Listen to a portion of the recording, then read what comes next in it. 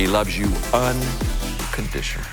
No matter where you've been, no matter what you've done, his arms are wide open for you. We cannot let their words become the words of our story. We gotta let God's words become the words of the story of our lives. Amen? You do know God is called the righteous judge. And you know what a judge has the power to do? A judge has the power to overrule. I don't know what you've been calling yourself. I don't know what you think about yourself, but the righteous judge wants to overrule it and say you are loved, you are anointed, you are chosen, you are beloved, you are fearfully and wonderfully made. You are God's child. Don't jump out on that marriage. Don't jump out on that relationship. Don't jump out from that church. Stay on the ship. We are the redeemed of the Lord, the sheep of his pasture. We are forgiven, free, and favored. We are called and chosen. We are God's masterpiece, the apple of his eye. We are the righteousness of God. We are world changers, and we are history makers. I believe God has given me some keys to help you climb out of the dip. Don't believe for a moment that it's over. I know the devil has backed you into a corner and gotten you to believe it's checkmate. Don't listen to that lie. I'm here to tell you there's still a move that the devil has missed. It ain't over till God says it's over. And last time I checked, my Bible still says he who began a good work in you will be faithful to complete it till the day of Jesus Christ. Listen, I'm begging you today, don't quit in the dip.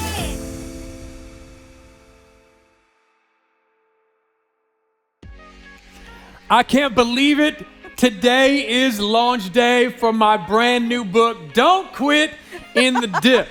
We've had incredible nights. Night one, night two, our friends just, what they were saying, how they came out of the dip, why they're glad they didn't quit in the dip was phenomenal. But tonight, we have a couple more speakers. Don't go anywhere.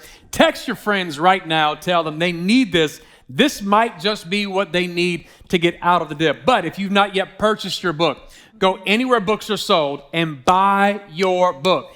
Help us just go crazy on all the book distributors right now. Let them know there's a need for books like this, everybody.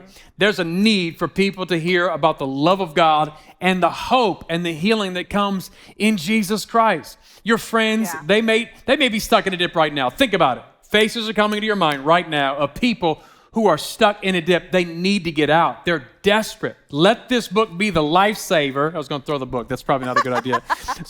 Let this be the lifesaver that people can grab onto. Because many times it's words, it's sentences that can help people get out of a dip and settle something in their heart. And Diana, you went through postpartum. My wife of 22 years, you had some dips in your life, and how did you make it through? Well, in the Christian life, the truth of God is that you won't have just one dip that defines you. You will have several, and the increase in pressure begins to develop with each dip. And there's actually a chapter called The Second Dip. And it's true. And I think most of us, we assume, and especially myself as a young believer, that I thought I was just going to be done with this first initial dip, which was abuse and walking through reconciliation, healing, forgiveness. And so I thought I would be done with it. Oh no, friends, there was another dip afterwards, either with relationships or with children, parenting, marriage, and all of that. And so the assumption is that you will throw in the towel on the first one. That's what the enemy banks on, is that you give up at the first dip and then you're out. And that's why the illustration of the punching bag, the boxing gloves, I mean, I'm so in tune with that because it is the picture of not giving up the good fight of faith. And so for me, it speaks to my girlhood, my womanhood of getting boxing gloves and just standing in your corner and just not getting out of the ring, because that is where the fight gets heated up. It's in the ring of life. Galatians 6:9 says, do not grow weary in doing good. For at the proper time, you will reap a harvest if, big word here, if you do not give up. How many people have given up on their destiny? How many people have thrown in the towel? How many people are stuck right now in life with their marriage, the job, the dream, fear, depression? I mean, I talk about all of that in the book. I have a whole chapter called Bye Bye Fear. My life was dominated by fear and anxiety for the first 25 years of my life. Like, what was it like for you living with somebody who is in a dip? I think it's a lot of prayer, a lot of patience, a lot of talking into your spouse's ear or the person's ear, giving encouragement, giving them illustrations, the hope of scripture being spoken in the house, worship. All of that is just necessary for the believer's faith. Because once the believer is down, it's hard for them to kind of get up from the doldrums, get up from the dip, and have a fight in them to climb out of that pit of despair and just giving up. Our small group semester, starting early this year, August the 22nd. So exciting. Everybody's going through Don't Quit in the Dip. It's going to be powerful. It's an all skate. It's an all play. Everybody normally does their own small groups. We're all doing one small group called Don't Quit in the Dip to get us all on the same page. Because I feel like in this season, everybody's in a dip. Right. Like again, I said this the first night, I'll say it again. I tried to talk the publisher into pushing our date out of when we can launch the book. I said, I don't want to launch a book in COVID. It's so like, who wants to do that? strange. And So weird. They said, it's prophetic. Yep. It's supposed to come out right now because everybody is in a dip. Yeah. I was talking to an Uber driver, we were shooting some of these, and my Uber driver said, what are you doing? And I said, well, I'm shooting some videos. For what? For my book. What's it about? And I told him, he literally starts to say, that perfectly describes my life. I'm in a dip. I've struggled with depression all my life, and he just goes on to talk about this is where he is. Yeah. And I was so grateful. I had some words, some language, some tools to help him in the dip. Guys, who do you know that you can get this book for? Go to my website, SeanNepstead.com, or anywhere books are sold. Buy the book today, and let's change the world. Let's help change some people's lives together. Yeah. I have several chapters. There's 21 chapters, and we are expecting, or we're putting it out there, take the 21-day challenge. Yeah. What's that? Take one chapter a day. Read the book, one chapter a day for 21 days. I believe that the keys inside of this are going to help you get out of your dip. Here are the titles, okay? Here's the chapter titles. Move, counter, move. Woo! Time's up. You think the time is up? Under my desk, I was so depressed. I'm literally tears streaming down my face under my desk thinking that it was over. God is at work. The music truck. I'm not even going to tell you what that was about. Jesus sees you in a dip, a second dip. You are here. Start with where you are. Things are out of order. A lid in the dip. Don't settle. Ooh, this is a big chapter. The secret of knowing. God uses everything. Superset. For everybody who works out, you know exactly what I'm talking about. Turning to God. Bye-bye fear. I wept. Listen, guys. I wept when I wrote this chapter. Literally thinking about the moment when fear dominated my life. Thinking about the depression and thinking about how easy it was for me to throw in the towel. Tears streaming down my face as I'm typing this out on a laptop, thinking about all of you. While I was writing this, I was thinking of you. People who are where I was, and they don't think that they can climb out of the dip. They think it's over. You think it's over. It's not over. It's not. Listen to me. It's not over. Don't quit in the dip. Put the shovel down. There's a whole chapter on forgiveness. Destroying the hamster wheel. Some of you feel like you're on the cycle just going, you're spending all your energy like a hamster on a hamster wheel, but you don't get anywhere. And then what you see is not always what you get. Whew. And then the domino effect. And lastly, get up from the table. How God is going to take you on a journey through this book, the foreword written by John Maxwell. And then I take you on a progression of identifying the dip, talking about my dip, or what that felt like. How I didn't think that there was hope, didn't think there was healing. I was so angry too, when everybody else is out of their dip, you're in the dip, you're like, how come God's doing it for them?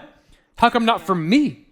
And then I talk about releasing some stuff and then allowing the Lord to prepare you in the dip for what's on the other side of the dip, because your destiny is on the other side of the dip. Listen to me, everybody.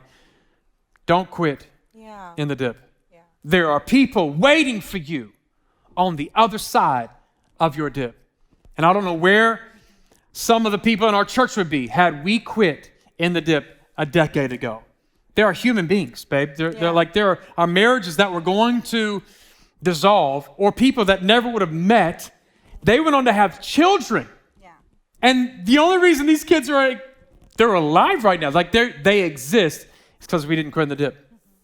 Plus all the people's lives who've been helped. Not that we're anything special, but God uses us and he wants to use you to help other people as well.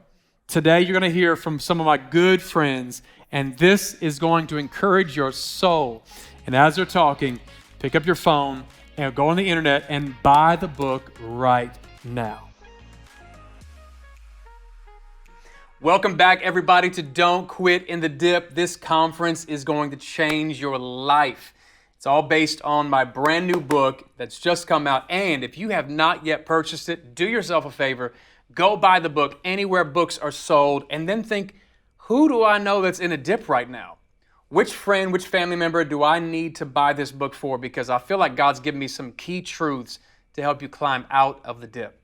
But I'm so fired up because I have my very good friend today, the one and only Christine Kane, with us today. Thank you so much for being here. Sean, I'm so honored. I'm pumped. And I'm excited about the new book. I can't believe it. It's finally here. Come on. And you are Listen. Please. She endorsed the Thank book. you. Thank it's you. not a big deal, guys. I just needed that. It's not a big deal, but the one and only Christine Kane did endorse the book, and for that reason alone, you should go buy it. For that reason. My endorsement is worth the price of the book. Oh, absolutely. And if you buy the book, she will now come to your house for lunch. No, I'm kidding. That's a little too much. Too far, Sean. Too far, but we can think of something. We can think of something.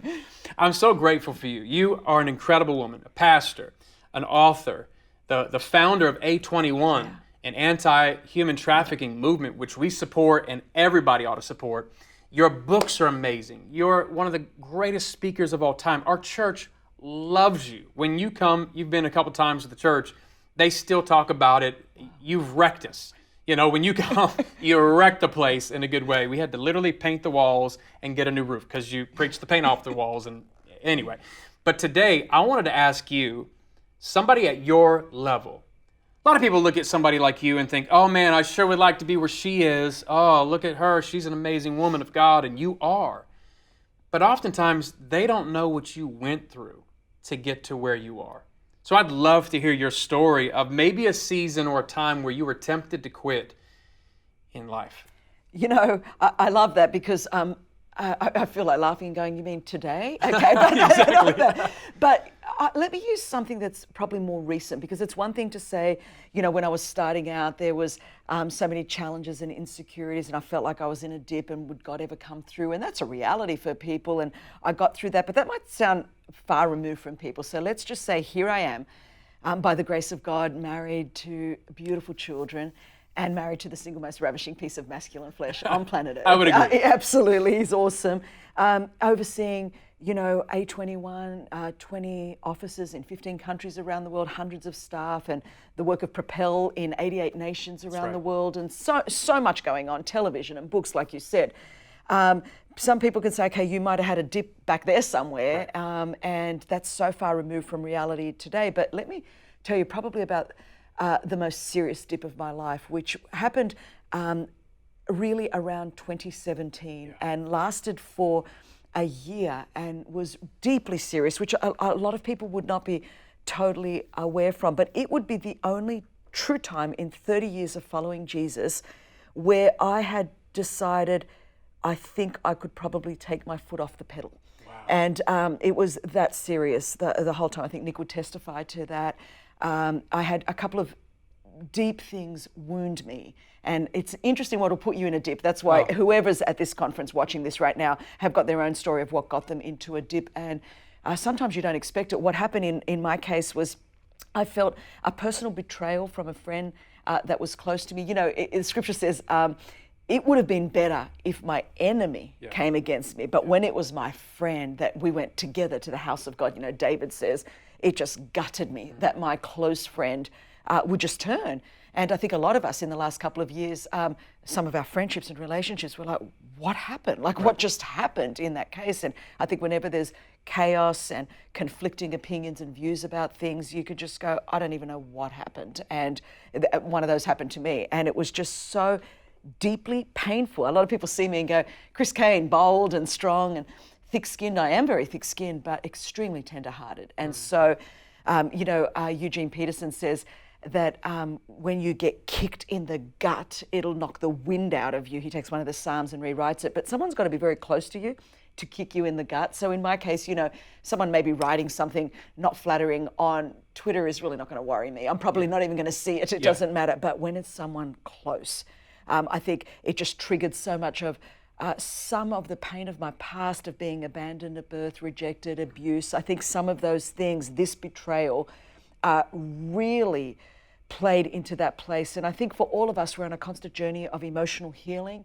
And I found another layer where I thought the healing had gone deeper than it hadn't. And what got me into the dip was the fact that there was more work to be done. I needed a deeper level of healing. That combined with, a little bit of criticism. And I think that probably wouldn't have bothered me in and of itself. But when you're already feeling weak, and of course, you know, I know you sort of walk on water and are never criticized. But for people like me that occasionally come across moments of, you know, not everyone likes everything you say or the way you say it, or you make a mistake and, you know, just sorry never seems enough. It was just one of those times that I was watching. I remember Nick, my husband, in order to relax, loves to watch video series on the Navy SEALs.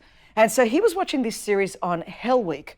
And I'm like, the things he does to relax. So he's watching Hell Week. And of course, to be even in Hell Week, you've got to be an elite, one of the elite soldiers anyway, to even get in, to get into Hell Week. You are the fittest of the fittest, the sharpest of the sharp. And of course, the whole purpose of that week is to break you down, to try to destroy you mentally, emotionally, physically, so that you won't break on the front lines. And I remember we were watching it, and the whole goal was so that this sergeant major would get you to ring the bell. So once you rung that, but you walk into the quadrangle, you ring the bell, you say, look, I just want to go back to the barracks. I want to take a shower. I'm going to go back to my unit. I'm just not going to be part of Navy SEAL 6 team, or I'm not going to be a Navy SEAL. I'm just going to settle for being at the top of the top, but not where I could have been. Wow. And so there was this one scene, they dropped the guys into the Pacific Ocean out of the helicopter, you know, middle of the night. They've got to swim, be in this water for 6 hours. And I remember at this point, I started crying. And Nick looked at me, because it's not something that I do often. And he said, you know, what's wrong? And I said, if I had to explain how I feel, so we're in 2017 here. I said, if I had to explain how I feel, this is how I think I feel. I feel like I've been dropped in another assignment in the middle of the ocean. It's freezing. I've done this 20 times. I've been dropped out, and I go, so I know I can make it. I know I've got the fitness to make it. I know I'm not going to suffer from hypothermia. I know it's not going to take me out and kill me. I know I could swim to shore. I've got the capacity to do that. I know I've got the mental fortitude to be able to see this out. And, you know, I go, but for the first time in my Christian life, in 31 years of following Jesus, I don't know if I want to stay in the water. And that freaked me out, because I had never been in any kind of dip. I'd been pushed into some dips. I'd stepped out of my own mistakes into other dips. Those ones I was able to get out of, but to be in a place where I thought, I really don't know if I want to get out of it. I think I could just ring the bell. And most people, I said this to Nick, I go, most people wouldn't even know. I said, I've got so much momentum, 30 years of following Jesus, a global ministry, running A21, running Propel, by God's grace, a natural preaching and teaching gift. I go, I could take my foot off the pedal, and most people wouldn't even realize for at least probably a decade. I've probably got that much momentum. And then I was really crying. I said, but Jesus would know. And I would know. And I was confronted in that moment with, what are you going to do? How did I get here? How did I get to a place where I really struggled? And it took me maybe 18 solid months to make a decision that I am willing to put my foot on the accelerator with all that would cost. Because the fact is, 30 years on, I'm way more aware of what it is to stick your head above the fray, what it is to be ahead of the crowd, that you may as well paint a target on your head and say, you know, come and get me. And I was more aware of the cost than I had been. So to keep going and to keep taking ground, I had to get to the place, which I think ultimately is the only place that will get you bottom line out of any dip. It's not more notoriety, it's not amassing or acquiring more followers or more influence. It's that you have to get to the place where you deem that Jesus alone is worthy. Wow. Jesus alone is worthy. And when you say you're worthy, whatever happens, whether I am attacked more, whether I'm betrayed again, whether I invest in something that doesn't, go how I thought, you're worthy. You're worthy for me to keep my foot on the pedal until I cross that finish line and until I stand before you and until you say, well done, good and faithful servant. So the enemy will do anything he can, whichever way he can, whether he'll orchestrate events, your own failures, your own mistakes, betrayals, to get you in the dip. But ultimately, the only way you're going to get out and stay out, because life is a cycle of dipping, is you've got to count Jesus worthy. Worthy. With everything going on right now in our nation, with everything going on with people personally, there is this insurmountable pressure to crumble. Oh, yeah. Crumbling's not our calling. Not at all. And it's hard, no wonder in the writer to the Hebrews says, you will have need of endurance. It's like he's writing to us for 2020, going, you have to understand, and that word, in the Greek means the ability to bear up under extreme pressure. And it's like the pressure is on. 2020, we haven't been able to breathe. Whether you come out, whether it's COVID, whether it's the racial injustice, whether it's explosions happening in the Middle East, whether it's pain and suffering and earthquakes and famine and loss and sickness. There is so much happening. It's like people can't come up for breath. And so we will have that need of endurance so that we can, Paul says, I have run my race and finished my course. Right. What the enemy, and that's why this book is so timely. That's why I strongly recommend that people get it, because we need all the help we can have in this moment to understand, how do I build resilience? How do I build tenacity? How do I build endurance? Because the enemy is doing everything he can to get, we're in a dip whether we like it or not, intentionally, unintentionally, emotionally or physically. Doctors and all the reports all over the world, there's a 70% increase in anxiety medication, in depression medication. That's just across the board. Because there is such a spirit of fear that has been unleashed across the earth. And without the strength of Jesus and the camaraderie of like-minded, like-hearted people and learning from other people's journey. You share so openly, so candidly about your own journey at many different phases of your growth. It's not like, hi, at 24 it was really bad and here I am today. It's like, wow, let me tell you how God used that to build endurance for this, to build endurance for this. And what we need, particularly younger people watching this, you need to learn from saints. I say this more than ever. Don't just kind of scroll through whoever the latest cool person is on social media. You're going to need to follow some people that have endured some things. You're going to need to read some books about people that go, how did you make it? Right. And you're still married and you're still pastoring a church and you're still exhibiting the fruit of the Spirit. Your children actually like you. Your wife likes you. I know you all personally. Depends on what day. And how do you continue to bear fruit that remains? That's all fruit of endurance. That, a cool gift or talent, a gimmick is not going to do that. It's not going to cut it in the day that we're in. And so I don't think there's anybody that's logged into this conference that in some way, emotionally, spiritually, financially, relationally, is not feeling some kind of dip right at this moment. Sure. I personally do not know one human being. Yeah. It seems like every single person I talk to is in a dip right now, to some degree. And I was swimming one time in the ocean, and it was, I go under, the wave was so big, I go under, and I felt like that wave has passed, so I come up, my eyes are still closed because it's salty water, burns, and before I could take the next breath, a second wave hit me, and I was unprepared for that. And I feel like that's where people are right now. Yeah. They've been hit with one wave, and then just when they thought they can catch their breath, another wave, and that's how it feels. One wave after another, one problem after another, one diagnosis after another, one bad relationship after another. When you talk about your relationship that went south and how deeply that hurt you because they were so close, How did you, for 18 months, can you talk to us about how did you hold on? I mean, there's moments where you wanted to quit, probably moments where you told yourself you did quit. Yeah. But you didn't give up. It's Galatians 6:9. Don't grow weary in doing good, for at the proper time you will reap a harvest if you don't give up. Talk to us about how you held on. Yeah, Nick was a big piece of that. So, he wouldn't let me go. And so I think I can't even take full credit for holding on. So I think the Lord really used Nick.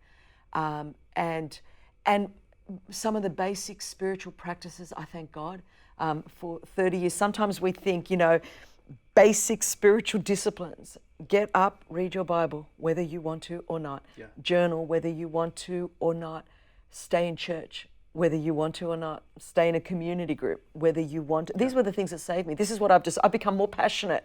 I'm like, I've been preaching this for 30 years. I really believe this now. Yeah. Worship Jesus, whether you want to or not. Pray, whether you want to or not. I would say the foundational things of prayer, worship, a core group sustaining you.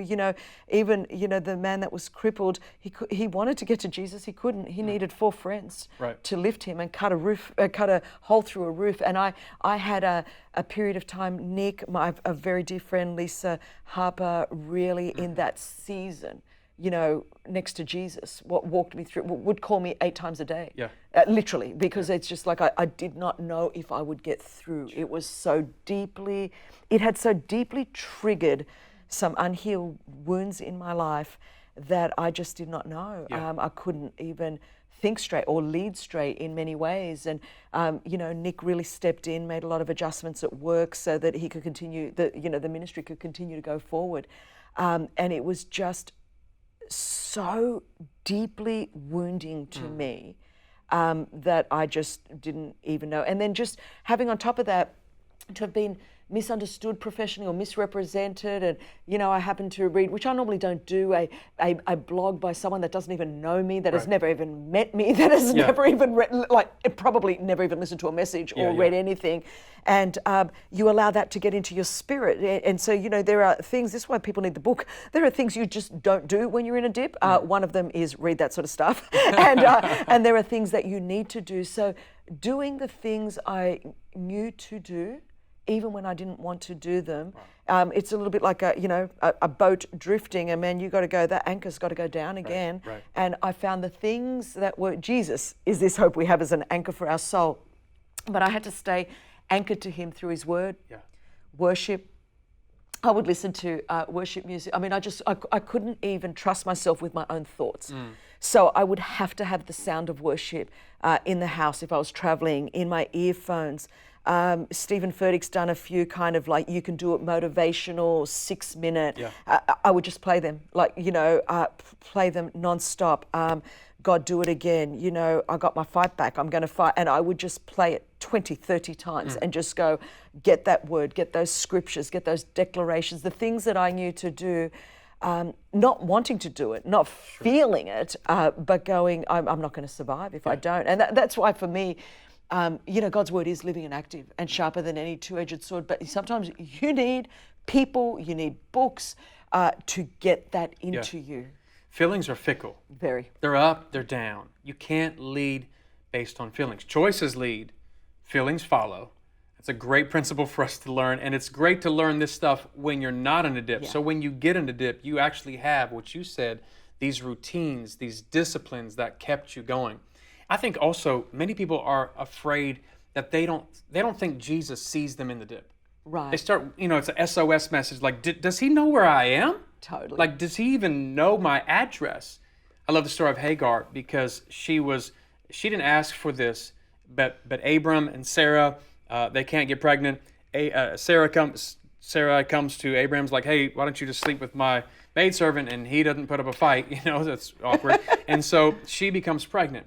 And when she has a son named Ishmael, Sarah starts to treat her poorly to the point where she sends her away. So Hagar's running off into the wilderness, a dip.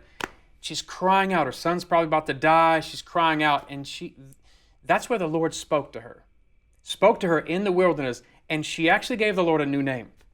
El Roy. He is the God who sees. Now, he always sees. But But I'll tell you what, there is something in the dip when you're able to then see the one who sees you. Yeah. It's a game changer.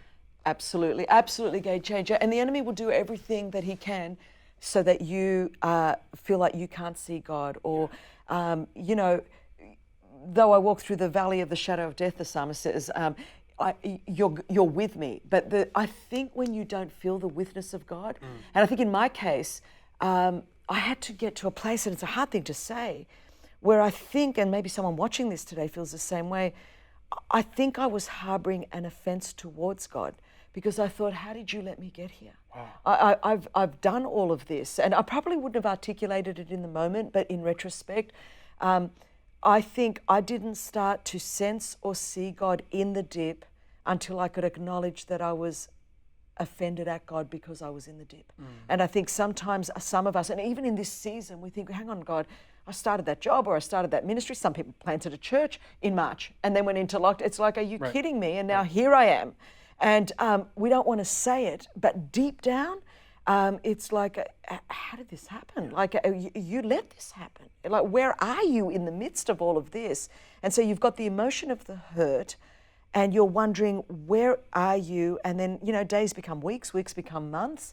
And if you're not locked in then, forcing yourself to stay in the Word or in worship or have good people around you, you'll start to believe the lies that go on in your mind. You know, the enemy is gainfully employed doing what he's always done best. Right. He is both the accuser of the brethren and a liar, the scripture says. So he hasn't lost his job. He's gainfully employed right now. So he's lying to people all over the world constantly, day in and day out. And when you're in a dip, those lies reverberate off the walls in that dip. So Jesus is there in you and with you, he's there with you in the midst of it, but you're going to have to fight to give up trying to understand, because I think where we waste a lot of our energy is wondering why I'm in the dip. If I only did things differently, if something different. So you're rationalizing, you're talking your way through it, and Jesus, I think in the midst of it is going, just breathe. I'm here with you. I'm going to get you out of here. You are going to get out of here. But there's some things we're going to walk through. All of us. Who doesn't? Right. I still go back. People go, you know, you glad it happened? Like, no, I'm not glad I'm happened. And no, I wish there was another way that it could have gone through there. But am I grateful for who I am on the other side of it? Yes. I still wouldn't wish to go through it again. No. But the point is that in the midst of it, I did find and sense the presence of God. But it was not an overnight thing. So I don't want someone listening to this right now to think, you know, well, I don't, so I mustn't be close to the Lord. I'm like, David, I mean, you just have to read through the Psalms there were so many times that he felt like, where are you, God? Where has happened? He even says, when my heart is overwhelmed, not if. Right. When my heart is overwhelmed. It's often overwhelmed. Yes, can you lead me to that rock that is higher than I? And so it is like, we want to be delivered from, but Jesus says, I'm going to walk you through. Yes. And if you can't reconcile that, you're going to stay in a dip when you don't need to stay in a dip. A lot of people, the reason they stay there is they don't want to walk through it. Right. They're like, God, would you deliver me from it, take me out of it, zap me out of it, someone spit on me, pray for me, get me out of this thing. And God's like, no, you're becoming someone through it. So if you will keep walking, and I can't tell you the amount of days I'd be like, I know we're going to get through. I mean, could we just like accelerate? Could we just like speed through the, you know? And it's like, and then I would just, and my prayers did change, but it took months, but my prayers did change to, okay, God, the gap between what I know and where we're going to end up after this and what I'm feeling now, will you fill that gap for today? I mean, I can't even see beyond today. So you're going to have to, I mean, it started off for this hour. Could you fill this gap for this hour? Could your presence fill it so that I don't feel this gaping, seeping wound in the midst of this hour? And, you know, the hour would stretch to 2 hours, to 3 hours. And I remember the first time, and this was months later, when I said to Nick, I think I had a good day. I think I had a whole day. And now, by the grace of God, you know, it would be rare that I would think about it. But, you know, but it has taken a season to walk through that. Many times, we don't think that Jesus sees us in the dip. There was a guy named Peter in the Bible. One of the interns, 12 interns of Jesus. He's following Jesus. They're doing great, seeing a lot of things. And then one day, Jesus is like, hey, the devil's going to sift you. He's asking to sift you like wheat. Literal translation, he's begging me for you. The crazy thing was Jesus didn't rebuke him and send him away. Like the devil, he actually says, hey, your faith is going to falter. You're going to fail. But when you come back, you're actually going to strengthen some other brothers. That verse is problematic to me at first glance because I'm like, can you just do away with the devil and me not go through anything? Totally. But Peter would go on to be one of the greatest leaders of the early church. That moment where he denied Jesus, denied that he even knew Jesus. He couldn't tell a young girl in the shadows of the night that he knew Jesus Christ, you know? He starts cussing and, I don't know. No, I don't know him. And the rooster crows and he remembers the prophecy Jesus said. Like if Jesus told me you're going to, tonight, like when you're going to blow it, how you're going to blow it, I would have duct taped myself to the chair that night. Don't let me out. I'm totally staying in. And he messed up. Jesus goes to the cross. He dies. Peter feels like the biggest failure because he did quit in the dip. And he quits even further. He's waiting around. He's like, man, forget it. Jesus didn't come back. I'm going fishing. And he wasn't saying like, hey, it's been a rough couple years. Let's go for a fishing trip. No, he literally is starting his old business back up again. And I think it's funny in a dip how oftentimes we go back to what's comfortable. Oh, yeah. We go back to what's familiar. And he starts the business up again. He's fishing. And that night they caught nothing. Like what we thought we could do in our own strength without Jesus, we'll be as empty as his nets. Well, absolutely. And it'll leave us there. And that's what the enemy would love us to do that. If he can't actually cause you to go back and backslide, he'll just cause you to go back, like just to go back, whatever that might be. I think that was my temptation. Take my foot off the pedal. I can fish. It's not going to, and you stop, the goal is to stop you from taking ground, to stop you from, that's what the enemy's after. Wow. And I think in any way, if he can stop you from taking ground, and he'll do that in many ways, it'll either be through devastation, so Peter's own disappointment in himself, like really, are you serious? I couldn't even be faithful. I denied him.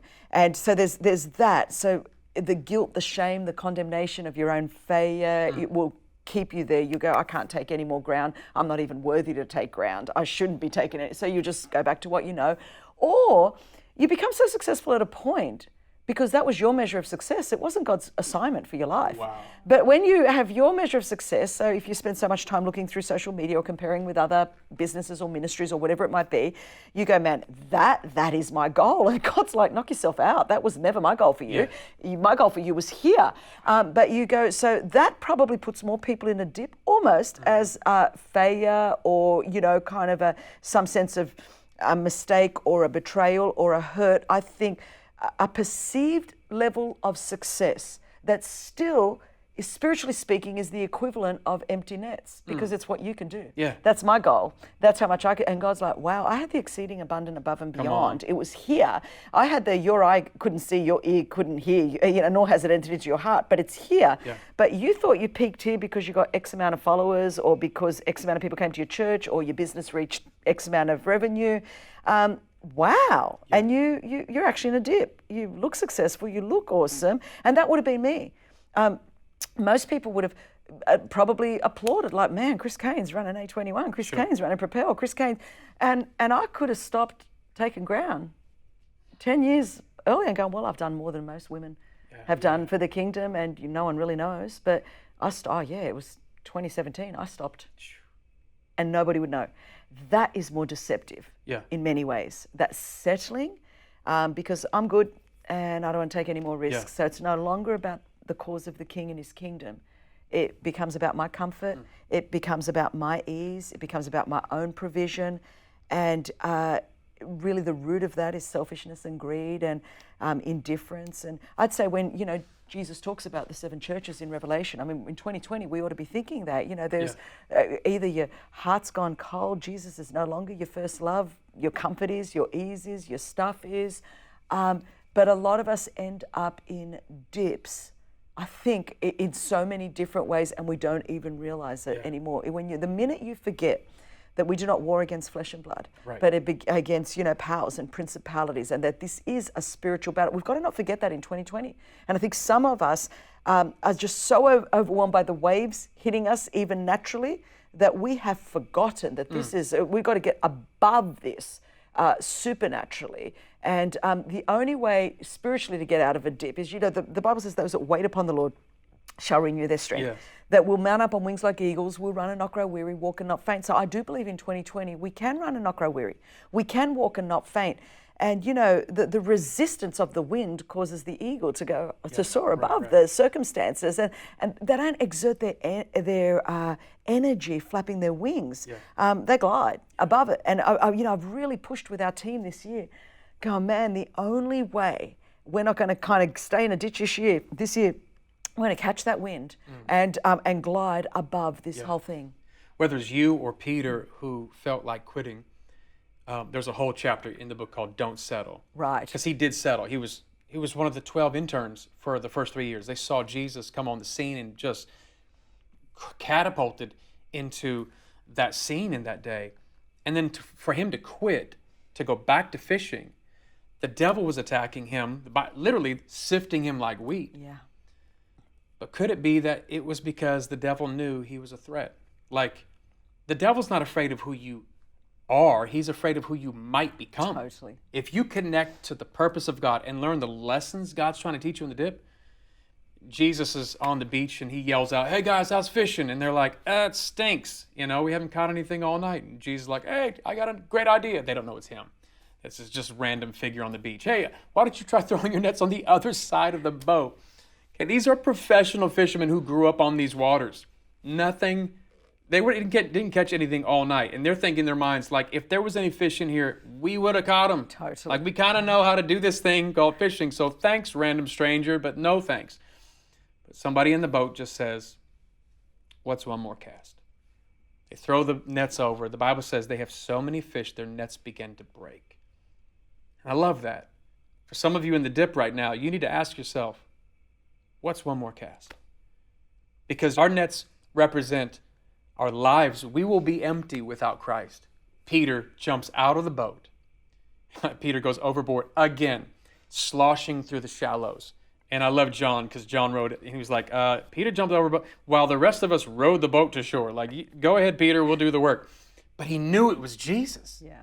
And the last conversation they'd had, it was about him denying Jesus. Jesus is cooking fish. You've heard of the Last Supper. This is the last breakfast. And the Bible says it's over a charcoal fire. In the Greek, it's a charcoal fire. The word charcoal fire is only used twice in the entire New Testament. Does anybody remember where the other charcoal fire was in the Bible? It was of the fire where Peter denied Christ. You know how certain smells bring things back to your mind? Somebody bakes cookies and you think of grandma, or fresh cut grass reminds you of Little League. You have to know that as he smelled that charcoal fire, it took him back to the last time he was at a charcoal fire where he denied Christ. He sits down and Jesus is about to call him back on mission again. He says, "Hey, do you love me?" Peter's like, "Yes, Lord, I love you." And Jesus doesn't take his word for it. He says, "I'll know that you love me when you feed my sheep." A second time, "Do you love me?" "Yeah, I just said I love you." "No, I don't believe you." "I'll know that you love me when you tend my lambs." A third time. Okay, this is not a private conversation. This is in front of the fellas on the beach. I would not want to be in his flip-flops right now. A third time, Christ, the Messiah, is asking you, "Do you love me?" And this time he tries to throw some theology back at Jesus, like, "Yes, Lord, you know all things. You know that I love you." And a third time, he doesn't take his word for it. Finally, Jesus says, "I'll know that you love me when you feed my sheep, tend my lambs." What is he talking about? He's not talking about lambs. He's talking about people. The needs and the nurture of people. In this moment, what Jesus was conveying to Peter was, I'll know that you love me when you care about what I care about. People. When you give your life to people, that's how I know. And I wish we had another test. But God knows how much we love him by how we treat people. Yeah. And Peter would be called back on mission after he quits. If you've quit in the dip, there's still hope for tomorrow and healing from yesterday. Mm-hmm. Because Peter totally quit in the dip, started his old business up again.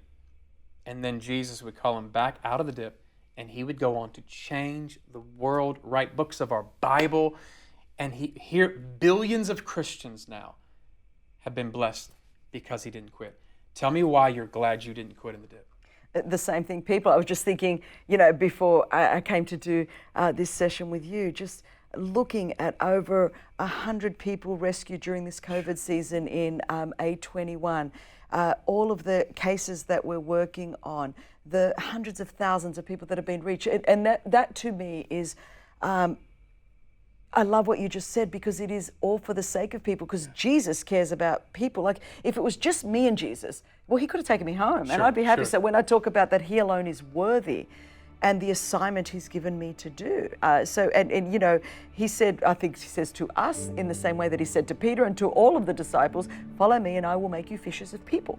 That's the whole bottom line, is that people are, we're in the people business. That's what we do. And God says, I want you here, 613 Old Testament Mosaic laws, let's sum them up.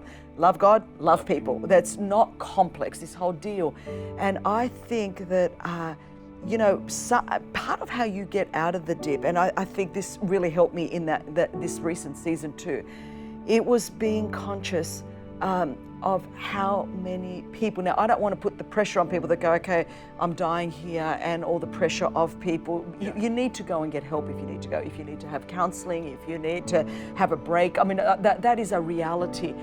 But when I think of the work of A21, when I think of the multitudes that have come into the kingdom through preaching and teaching, and when I think of the women that are being empowered through the work of Propel, I just kind of think, you know what?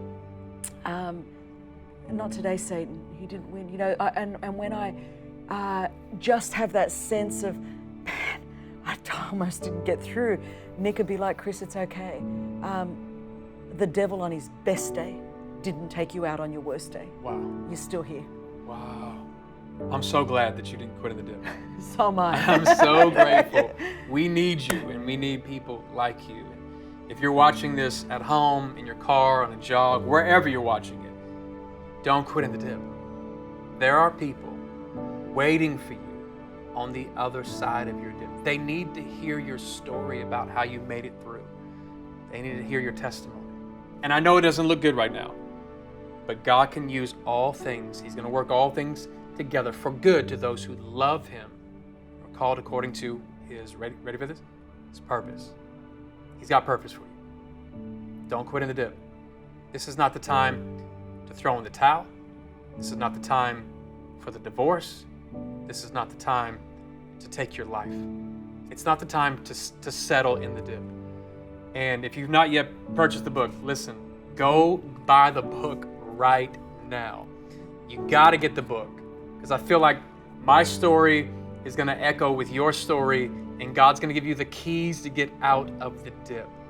My prayer for you is that you wouldn't settle, that you'd believe God for more. John 10:10, the thief comes to steal, kill, and destroy. He's doing a pretty good job of that. Jesus said that's what he came to do. Now let me tell you what I came to do. I came to give you life. It's abundant life. It's eternal life. It's real life, and it could start right now. Pastor Chris, would you just pray us out? And for everybody that's in a dip, pray grace over them that they too would come out of that dip. Amen. So Father, I thank you. I thank you that you are God. And I thank you for Sean and the message, Lord, that you've put in his heart. And Father, he's walked this thing out. I thank you that he's put it on paper and made it available for the rest of us to learn and grow from. And I pray for every person under the sound of my voice right now that is feeling like they're in a dip. Father, whether they feel like they're in it because of their own choices, or because they've somehow been pushed in it, or circumstances of life have just brought them there, I pray in the name of Jesus that you would strengthen them in this hour. Father, that you would give them the strength to look up, not look down, not look around, not feel overwhelmed by the enormity and the darkness and the pain that is in that dip. But Father, that they would understand that although this is just for a season, God, your joy, your deliverance, your hope, your life, your liberty, Father, lies on the other side of this. Father, I rebuke the plans of the enemy in the name of Jesus Christ that would try to take your people out. Father, by giving them this sense of despair and hopelessness. Yes. I come against the spirit of suicide in the name of Jesus. I come against depression and anxiety and fear in the name of Jesus. Yes. I speak hope. I speak life. I speak purpose. I speak destiny in the name of Jesus Christ. Let this be a turnaround day, I pray, Father, in Jesus' name. God, we look up to you. You are our hope. You are our deliverer. You are our healer, and you are our provider. And we thank you, Lord, for Jesus. Amen. Amen. Amen. Thank you so much. My wife and I love you and your husband. You're just such a blessing to us, and you're a blessing to the world. I appreciate you so much. We love you all so much. Thank you. Stay tuned. There's more. Don't quit in the dip. Wow, wow, wow. Don't quit in the dip. Here we go. What a great book, Sean. I'm incredibly excited about everyone getting their hands on this. It's going to be a word of encouragement, a word of life. It's going to push all of us forward. I cannot recommend enough every single one of us reading this, learning from it, gleaning from the truths in it, and passing it on. Love you, Pastor Sean. Love your whole family. I'm excited about the future. God bless, man. Have you ever been in a dip before? Lacking motivation? Wanting to throw in the towel? If that's you, we have what you need. Don't Quit in the Dip by our very own Pastor Sean Nepstad. Get a close up right there.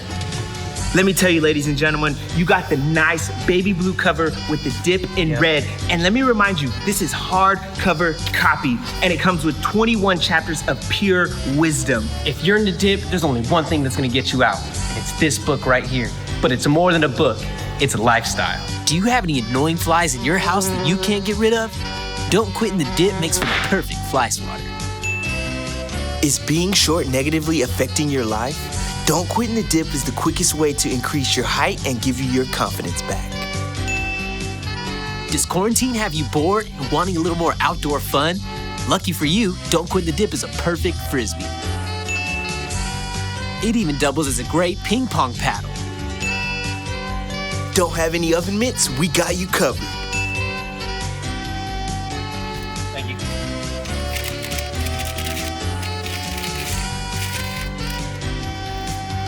Can I get some dip, please? Thanks. Have a flat tire? Don't have a jack? Don't worry. Don't Quit in the Dip will lift you right up. Out of shape? Wanting to get fit? The words in this book carry so much weight, it will take your workouts to a whole nother level. To get your copy today, call 1-800-NO-DIPS or visit our website, www.seannepstad.com.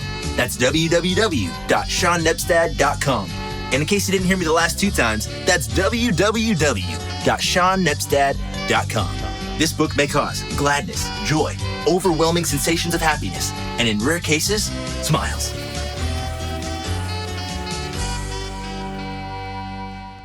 Hey, this is Levi Lusko, and I'm coming to you live from a beautiful mountain hike in Montana.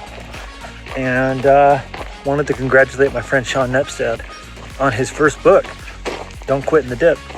And I love this message. And I even on a hike like today, halfway through, you start to think, top's a long way off, I'm tired, could just turn around now. But if you keep pushing on, you get to see a beautiful view like that. So, no, you should not quit in the dip, but you should get this new book. Congratulations, Sean. Hey everybody, I'm with Rika, and you've been a part of our church now for several years, and actually rededicated your life to the Lord right here at Fellowship Church. Is that right? That's right.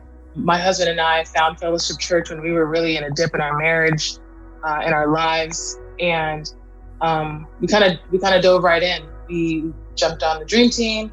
After we went through the growth track, we joined small groups, and then I joined internship. Since then, things have been great.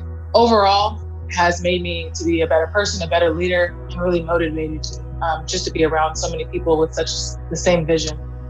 You guys serve like crazy on the Dream Team, and you are rock stars when it comes to serving people and putting other people first. And well, that's what we love about you and your husband and your kids.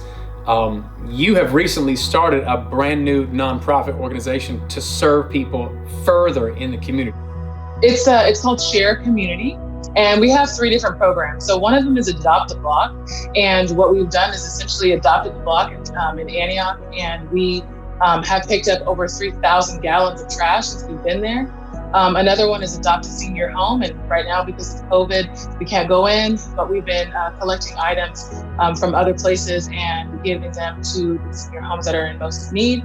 And what's closest to my heart is our mobile shower program. So we are launching in about 4 to 6 weeks a mobile shower program for the homeless. And I'm super excited to be able to serve the folks in our community that are in need of our help the most, and that's what we're called to do. I love your heart.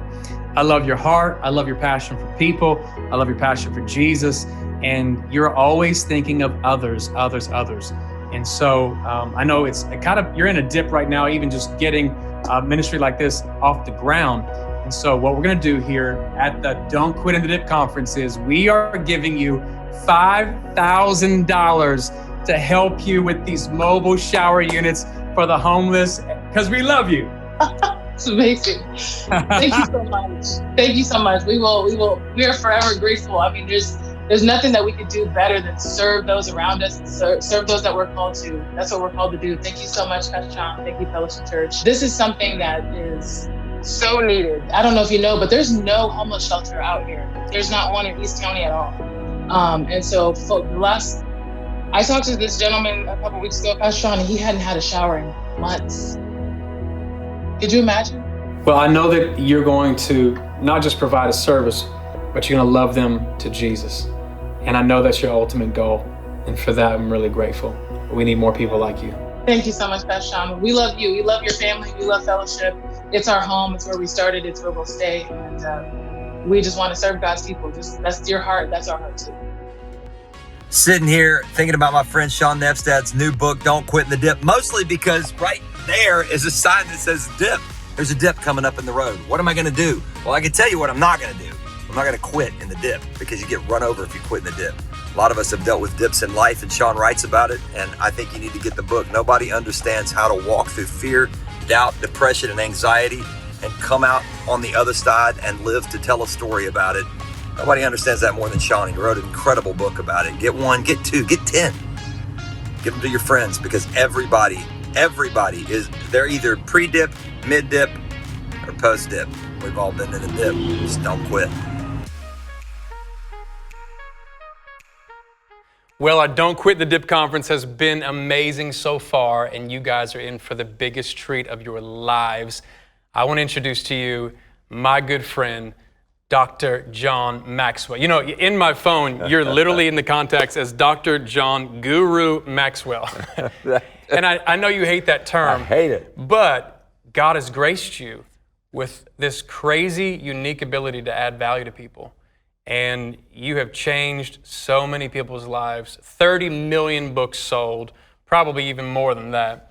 And you've been not only a mentor to me, you've been a spiritual father. Yeah. And I just want to thank you in front of everybody for your voice, your leadership, your impact, and this unique ability to continue to invent new ways of how to give your life away to people, just to add value. Well, thank you, Sean. And I want to say to all of you how much I love this guy. He is a son to me. And at my age, he's like almost a grandson, to be honest with you. But what I love, Sean, about our relationship is that we grow together. There are sometimes in relationships, you're the one that's growing, the other person's just kind of there, and you're kind of, after a while, saying, wait a minute, there's no equality in this relationship. You always want to pour your life into people that take and do something with what you have and improve their own life. And Sean, the reason that I love our time together is because you give me such a great return. Your life, your work, your ministry, your congregation, everything you touch has not only the hand of God on it, but it also has the hand of a person who is highly gifted by God. And so to be your friend, to come today and to be with you, and we're going to talk about the book, yeah. I think, to do all those things, it's just a joy. So thank you for having me. Thank you for listening to me. and let's help some people. What do you say? I love it. And you have inspired me in such a great way. We were together in, I forget what state, which time it was, but I was kind of in the middle of writing the book. So we're hanging out, and you just start talking, and I immediately grab my phone out because I'm like, oh, he's dropping nuggets of gold right now with just on accident. But the book is Don't Quit in the Dip. You know that we've talked about that, and it's kind of my story of almost throwing in the towel. And writing this book in pain, really, and tears of desperation, feeling like I've hit my lid. And the scary thing was I began to accept it. Sure. You're like, okay, just in anger. Oh, okay, this is as much as I could do. Oh, I guess the dreams that I had are just some pipe dream. They'll never become a reality. And that frustration, it never stays put. It always goes into despair. Yeah.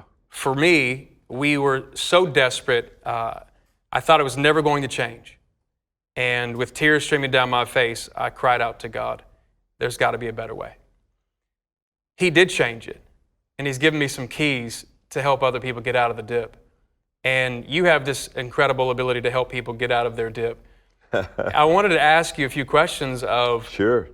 Take us back maybe to a time or a season where you were tempted to quit, because you have achieved so much success. You're so humble, but you've helped millions upon millions of people. And I know that many times people will look at you and say, man, I sure would love to be him or have what he has or get where he is, but they don't know the journey. No. They don't know the times where you wanted to throw in the towel. And if we can help some people reawaken motivation, for anybody who's ready to quit and throw in the towel, I want you to hear his story today. Well, Sean, it reminds me, a few years back, I was speaking at a conference, a couple thousand people there doing leadership. Everybody was loving, everybody's learning, everybody's laughing. I'm signing one of my books, and there's a book line at the end. And a kid comes up to me, he's probably about 24, 25, and he said to me, he's looking at me, he said, I love this conference. I love what you've done. I've watched the people. They're loving what you're doing. He said, I decided today I want to do what you do. And I smiled, and I said, well, good. That's good, thank you. That's great. I said, let me ask you a question. Would you like to do what I did? Right. So you can do what I do.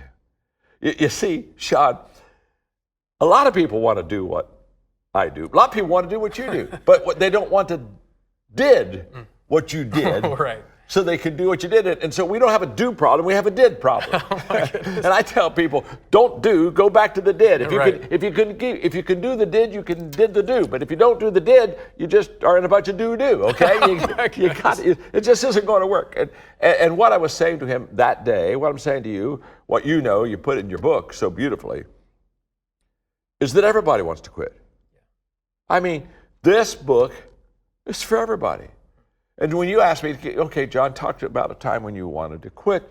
To be honest with you, Sean, I had to go through, 30 or 40 different times that I've wanted to quit. The times when I was discouraged, getting desperate, the whole process. And I want you to hear me, because what I want you to know that is, if you're in the dip and you're wanting to quit the whole process, you're just one of all of us. What distinguishes you from others is not that you're in the dip, and it's not that you want to quit. We all want that. What distinguishes you is you get back up. Mm-hmm. I had a wonderful college friend of mine who told me one day, he said, I'm never down. I said, what do you mean you're never down? He said, I'm either up or I'm getting up. Wow. And what I've discovered is there's a lot more getting up than there is up. And so when people see me and they see the success, they can look and say, oh my gosh, obviously he's not had many problems. I've had a lot of problems. Obviously he's not wanted to quit. I've wanted to quit many, many times. But let me just say this. One of the things, like you had this eureka moment when you were desperate, and that really kind of formed this book. I had a eureka moment also that one of my first times, not the first time, but one of my, probably number 4, when I wanted to quit. One day I had a friend, and so I told him, I said, I think I'm going to just resign I was pastoring, I'm going to resign the church. And they looked at me and he said, why did you start? I said, I was called there. He said, then why would you stop? Wow. And then he looked at me, he said, you know what? Nobody ever quit their way to the top. Mm-hmm. He said, No one has ever quit their way to success. And that day, now this is back in the dark ages, you have to understand. This is back during the 1900s. This is when we had dictionaries, like paper dictionaries. Yeah. This is when we had encyclopedia salesmen going around with all those books, you know what I'm saying? Okay, I went literally to my office, straight to my office after that conversation, and I got my dictionary out and I got a pair of scissors. And I went to quit. Wow. And I cut it out of the dictionary. Wow. And I said to myself, that is not a word that I accept, and it's not a word in my language, and it's not a word in my dictionary. And every time I was tempted to quit, I'd go pull up that dictionary, go there, and there's this little cutout place where quit's no longer there, and I'd say, oh, can't do that. That's not such a word. There's no such a thing. Got to keep on going. Isn't that crazy? It's crazy. If quitting is an option, you'll take it. Like quitting, oh, absolutely. Quitting always seems reasonable in the dip. But what we have to realize is that our destiny is on the other side of the dip. Always. Aren't you glad you didn't quit? Like all the millions of people that you've touched, where would they be had you quit in the dip? Sean, you know this as well as I do. Every opportunity is disguised with a problem. Yeah. It's disguised with an obstacle. I mean, opportunities don't come to us. I mean, we're not walking down the road of life, and opportunities aren't like a Las Vegas neon light sign. You know, opportunity, opportunity, opportunity. I mean, it's where you can't miss it. Oh my God, there's an opportunity. The reason people don't find opportunities is because they're disguised as problems. And see, when we have problems and we have a quitting mindset, we say, I don't even want to go there. In fact, I tell people, you've got to go to the problem to get through the problem, to get to the opportunity. And so when the dip, there's so much, because I love this book, and I love the things that you're going to, by the way, a book like this, when you pick it up, you need to read it twice. I'm going to just give you a secret of how I read books. I read, the first time I read a book, I mark it. I just go through it, and anything that's important to me, I mark it and hit sidelines, I have little codes, but I mark the book. When I'm finished marking the book, I'm not done with the book. I've marked the book. I read it the second time for the book to mark me. There's a difference. If I mark the book, it stays in the book. But if the book marks me, it stays here. Right. So I go back to all of my markings in the book, and I read them again. And this time I read them and say, okay, how do I apply that to my life? How do I apply that to my life? In fact, what I'm going to do, because I did write the foreword to this book, so I did get to see the manuscript, but I'm going to make you today I have to have this copy. And here's why I have to have this copy, because I'm going to read the book. I'm going to mark it. You with me? And then I'm going to read it the second time, and I'm going to let the markings mark me. And then what I'm going to do is I'm going to text you. I'm going to give you some of the markings in this book that marked me. Because believe me, I've written a few books. Nothing thrills me as an author than for somebody, happens often, that they'll send me something and say, this is what I read in the book, it changed my life. This is what I read, this marked my life. Yeah. So when we're done, you have to sign this book so I can mark it so that it can mark me. How's that? What an honor. Yeah. And let me just say, can I say one more thing? Yeah. If you don't mind. Tyler Perry and I were having this conversation, because this is about quitting. But you talk about quitting in the dip when we're discouraged. By the way, Robert Schuller, who mentored me, Bob said to me one time, he taught me that what I call the peak-to-peak principle. He said, never make a decision when you're in the valley. Yeah. Because he said, you can't see anything. Things are all around you. You don't have clarity of big picture at all. He said, only make your major decisions when you're at the top of the peak, where you can see everything. You can see the low spots, you can see the high spots, you can see all around you. And he called it the peak-to-peak principle. He said, only make your decisions when you're at the top. Great. And one of the things I love about this book is in the dip, when we say, I want to quit, I want to resign, I want to give up, that's not the time to quit.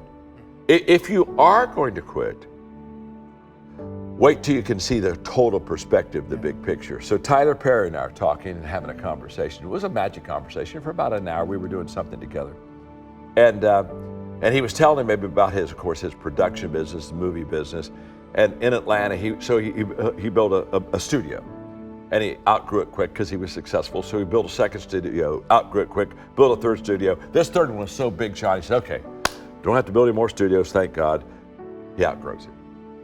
And he said, John, I didn't want to build another studio. I was tired of building studios. And he said, I looked at my future and I realized I was limited And he said, after 2 years of wrestling, he said, okay, I'll go build another studio. And he did, and then he told me about all the great things that happened since, so he continued. And so we had this conversation, and when we finished, we came up, I thought, with a profound thought. And the thought is this. Take Tyler Perry, now he's already successful, okay. Catch this, don't miss this. When you can afford to quit, you can't afford to quit. Because you're about to have your biggest breakthrough. So when people quit, put a false finish line in their life, what they don't understand is all that compounding that they've been doing all their life, the moment I quit, the compounding stops. And so what happens is, if one more step, and I was about to have this huge compound return day, and I quit. In fact, I tell people, this is another book for you if you want to do a series on quitting. If you're really going to quit, quit the first day. You have nothing invested. Just, I didn't lose much. I didn't get a start. If you don't start anything, you don't get to lose much. So if you're going to quit on the front end. Don't quit on don't quit on the back end. Does that make sense? So good. It's fun, isn't it, huh? Now, you going to sign this book for me? Yes, I will. We were in England together. Yes. And you took me to Winston Churchill's bunker. Oh, yes. Wasn't that fun? Incredible. Come on. I was, that whole trip was just life-changing. But the one quote that stood out to me from Winston Churchill was, success is going from failure to failure to failure without losing enthusiasm. Isn't that beautiful? Incredible. Yeah, he's right.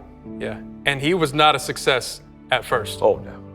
He had 10 failures for every win he had in his life, no doubt about it. But again, he was never down. Yeah. He was either up or getting up. Galatians 6:9 says, do not grow weary in doing good, for at the proper time, you will reap a harvest if you do not give up. Are you going to sign the book? Yes. Okay. And I want you to sign it. I don't always walk around with a Sharpie in my pocket, but he told me he was going to do this, and the staff gave this to me. Here we Sign go. it.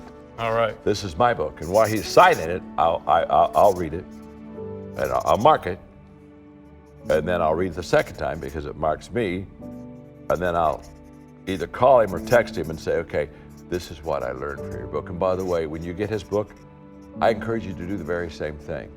I promise you, on the inside of the covers of this book are nuggets in your life that will help you. It will fuel you in times of difficulty. So anyway, did you sign it To my friend, Dr. John Guru Maxwell. I love you. He knows I hate the word doctor, and he knows I hate the word guru, and he still does it right in front of me. He just does it in my face. Hey, I love you. I love you too. I'm proud of you. And by the way, what makes this book good is not the words in the pages. What makes this good is your life, is the words in these pages. And I love that. Stay tuned. Can't wait for the rest of Don't Quit in the Dip conference. Thank you so much. How's that? Amazing. Did we get what we needed? Oh, Did you get what you needed? Brilliant. Huh? You're too good to me. I love you, buddy. Love you too. I love you. Hi, I'm Lisa Turkhurst, and I am so excited about Pastor Sean Nepstad's new book, Don't Quit in the Dip. If you are in a situation with your ministry, your work life, or relationship where you're stuck and you don't know what to do, you found your answer. This book radically changed some perspectives that I needed changed, and I know it'll do the same for you. Do not miss this opportunity. Get this book today. I was at the lowest place in my life where fear, worry, depression, anxiety dominated my life. I was at the end of my rope. I was at the end of my hope. Like, what do you do when the dream inside of you is not matching the reality that's in front of you? That's what I call the dip. I was there, folded up like origami underneath my desk, crying, hoping nobody would walk in and see me like this, but I'd almost given up on a dream. I was just about to throw in the towel. That's exactly where many of you find yourself right now. The dip is that frustrating, almost indescribable place that you find yourself in when throwing in the towel and giving up not only seems reasonable, it seems like your only option. Every time I've spoken this message, it's hit 100% of the audience. Most of the time when I speak, I know I'm hitting about 50% of the people. This message hits 100%. Every single person knows what it's like to have a dream and feel like you're never going to get there. Galatians 6:9 in the Bible says, "Do not grow weary in doing good, for at the proper time you will reap a harvest if you do not give up." I wrote this book for everybody who's in a dip. God gave me some incredible keys to help you get out of the dip. Just like I came out of mine, you're gonna come out of yours. Everybody has a dip, so don't feel bad that you're in one. But everybody has a dream, and there's always a dip before you reach the dream, and most people give up right here in the dip. Successful people are not people who did not have a dip, they just didn't quit in the dip. You need to know fear and depression do not have to be a life sentence for you. You don't have to stay stuck. You need to know that your destiny is on the other side of your dip. And I want to encourage you to buy this book, not only for you, but for a loved one. Who do you know that needs to get out of the dip? There are some people who are on the brink of divorce in their marriages. It's not what they signed up for, or in another relationship. It could be your career. You feel like you keep getting passed over repeatedly, or you lost a job. It could be a battle with your health. It could be your kids. It could be your parents, a dream, something in your heart where you are not where you want to be and you're tempted to throw in the towel and to quit. Through this book, I want to teach you how you don't have to settle, that God has more for you. Don't throw in the towel. It's not over until God says it's over. And last time I checked, my Bible still says that he who began a good work in you will be faithful to complete it until the day of Jesus Christ. I believe that this book will change your life. So don't delay. Buy the book, share it with your friends, and let's come out of the dip and watch as God uses your story to help other people climb out of theirs. This conference has me so emotional right now. First of all, I'm so grateful that the Lord brought us out of a dip, and that the Lord would give me some keys to help you get out of the dip. And I've been emotional all day. I've been emotional all week, just kind of figuring out we got a book out. And then I'm signing books and people are weeping, telling me about the dip that they're in. And they're buying 5 books and 7 books and 10 books for friends because their friends are in a dip too. And I'm so burdened for everybody that's going through a dip. And I just want to tell you right here and right now, I believe God is going to have you come out of your dip. Listen to me, wherever you are, it's not over. I said, it's not over yet. I know you haven't liked the introduction or the middle section of the book, but your story is not done being written. And today, wherever you are, I'm praying for you. My wife and I are praying for you. If God did it for us, he could do it for you, all right? And so many stories of people coming out of the dip, and everybody's kind of in a worldwide dip right now. But I'm challenging you. Get in a good Bible-believing church, get in a small group, and then go get this book. We've had an incredible conference, 3 days, everybody, and I want to say thank you to the entire team. Thank you to John Maxwell, Christine Kane, Lisa Turkhurst, Darius Daniels, Sammy Rodriguez, our incredible team that's put this together. And guys, listen, we've done our best. I've done our best to put our story into a book like this and to deliver it to you, like on pages. And the rest is up to God.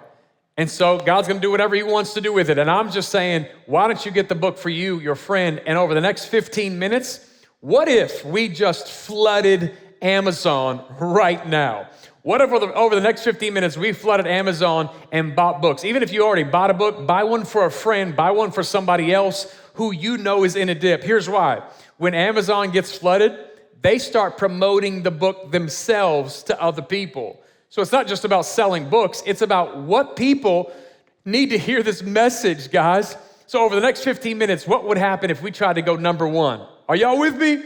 go number 1 on this. Let's go. Let's buy this book like crazy because we never know who needs to get out of the dip around the world. People are watching from India, from South Africa, Australia, so many states in the United States over the last couple of days, and I'm so thrilled about that. But my heart is heavy, and I'm just saying over the next 15 minutes, what would happen if we flooded the internet to buy this book to get the message of hope and healing and the message of Jesus out there in book form, all right? So give me the next 15 minutes. Go right now. Just begin to buy that up. And listen, if you want to give or donate, we never tell people to give. We simply say pray. We did this whole conference for free for you, just to add value. But if you're feeling like I would like to give, it's totally fine. You can go ahead and text it in, give online. You can give by Facebook, click the donate button, or you can mail it in, and it's totally cool too. We thank you for your generosity. Because the 3 people that we gave to over the last couple of days, that was extreme generosity. And guys, I'm so overwhelmed, I don't know what to do. And I would be remiss, Diana, today's a very special day. Yeah. What is today for our daughters? It's a special day for my daughter, Mariah. Yes. It's her birthday today, her 20th. She's 20. And then tomorrow, it's the twins' Yes. birthdays, Victoria and Alexandra. Woo. They'll be 19 years old. So I have to pause in the whole conference to bring our daughters up. Girls, can you come up? Come on, Havas, you come up with them. I have something, just stay there, Diana. I'm gonna bring a couple little thing over here. This is just a little way for us to honor the girls today. And I don't know if you can see this, everybody. I had to do this, had to stop the conference for a second because daddies and mommy, we gotta do what we gotta do. Today, I wanna honor you girls with some flowers just to say we love you.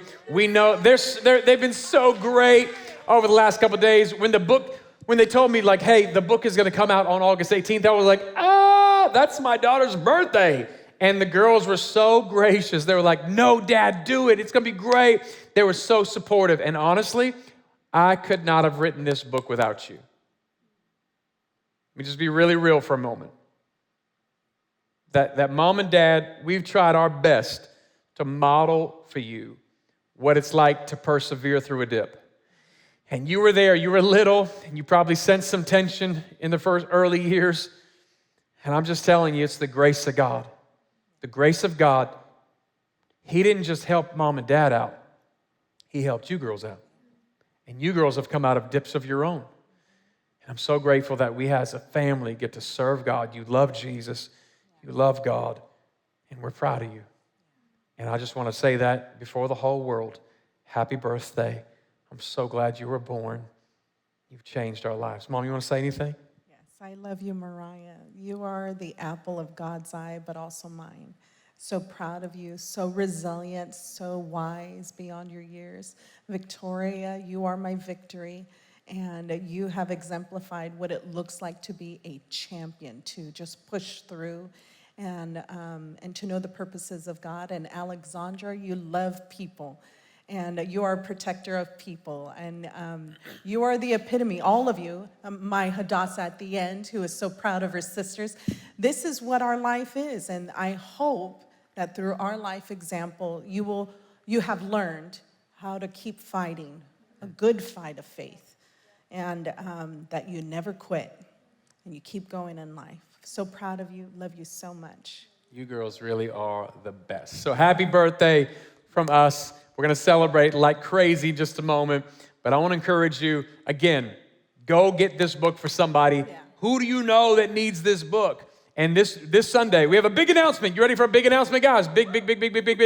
Like, light up that chat right now if you think that you are ready for a big announcement, guys.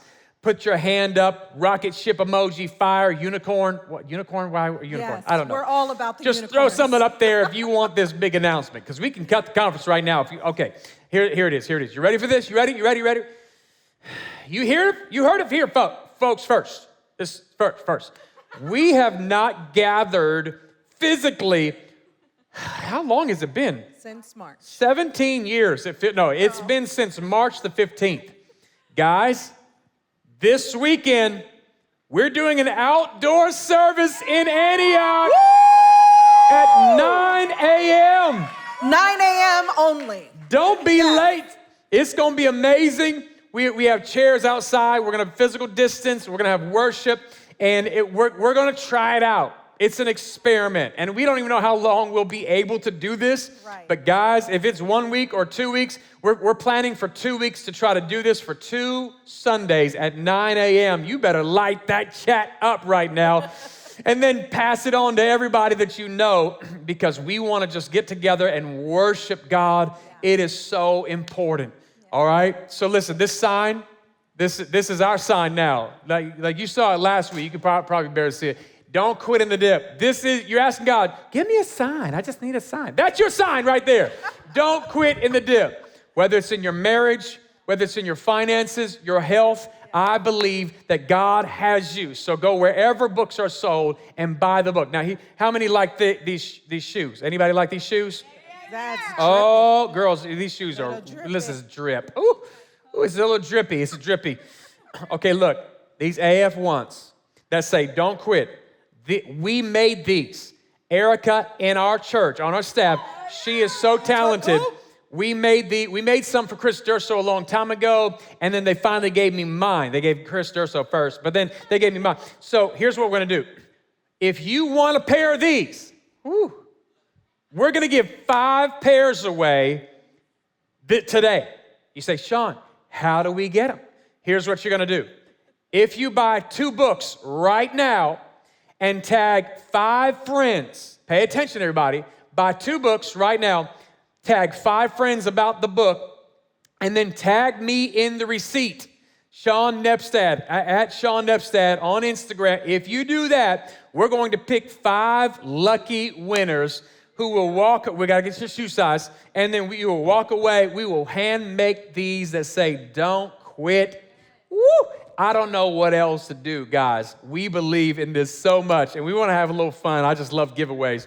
I think it's going to be great. So post a picture of the book, order your receipt, and then give it to me. Tag 5 friends. We're gonna pick 5 people who are gonna get this book. Let's flood Amazon right now and go buy Don't Quit in the Dip. Who knows if this is a bestseller? I don't know. When I was writing, I was like, I'm not sure. All I know is it's going to help a lot of people. Yeah. So go buy it for yourself, your friends, your family members, anybody who's stuck in a dip. And I'm here to tell you, everybody, listen, this has been a great conference, but no matter how bad it gets in life, don't quit in the dip. We love you. Have a great night, everybody.